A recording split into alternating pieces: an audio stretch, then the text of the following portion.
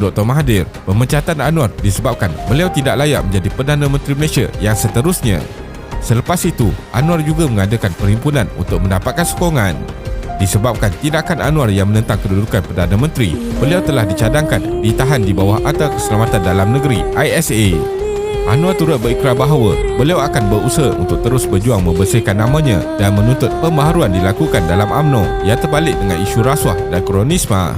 Pada 29 September dan 5 Oktober 1998, Anwar dibawa ke mahkamah dengan mata yang lebam dan memakai penangkap leher. Anwar mendakwa beliau telah dipukul semasa berada di bawah tahanan polis. Selepas siasatan dijalankan oleh Suruhanjaya Diraja, kecederaan dialami Anwar disebabkan oleh serangan fizikal oleh Ketua Polis Negara iaitu Abdul Rahim Noor.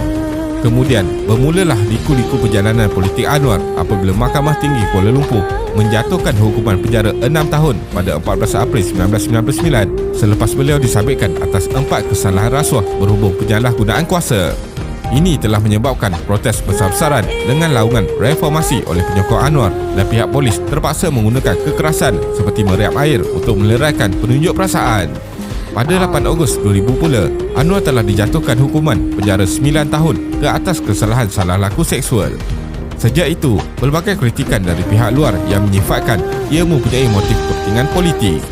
Pada September 2004, Mahkamah Persekutuan membatalkan pertuduhan liwat dan membebaskan Anwar kerana tiada bukti pendakwaan kukuh ke atasnya selepas 6 tahun beliau dipenjarakan. Anwar Ibrahim kembali sebagai Ketua Pembangkang. Dalam PRU ke-12 pada Mac 2008, Pembangkang berjaya memenangi lebih 80 kerusi Parlimen dan Barisan Nasional gagal mendapat kejayaan besar lebih 2/3 majoriti seperti kebiasaan. Gabungan PAS Keadilan DAP kemudian bersetuju menubuhkan Pakatan Rakyat. Pada 28 Ogos 2008, Anwar kembali ke Dewan Rakyat setelah memenangi pilihan raya kecil Pemantang Bauh atas tiket PKR apabila isterinya Wan Azizah meletakkan jawatan.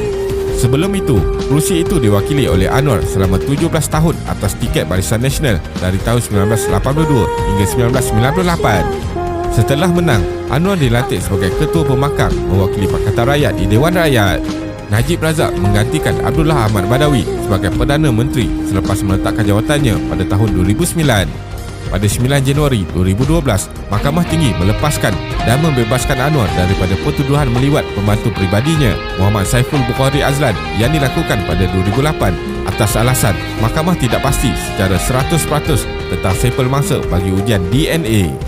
Perbicaraan kes liwat tersebut telah bermula pada tahun 2009 di Mahkamah Tinggi. Ini merupakan kes liwat kedua terhadap Anwar. Dalam kes pertama, Anwar didapati bersalah meliwat pemandu keluarganya Azizan Abu Bakar pada tahun 1994. Dalam PRU ke-13 pada Mei 2013, Anwar berjaya mempertahankan kerusi Parlimen Pemantang Bauh.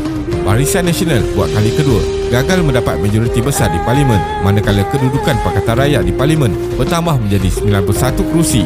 Ketika pilihan raya kecil di Kajang, Anwar mahu bertanding menggantikan Abdul Khalid Ibrahim sebagai Menteri Besar Selangor.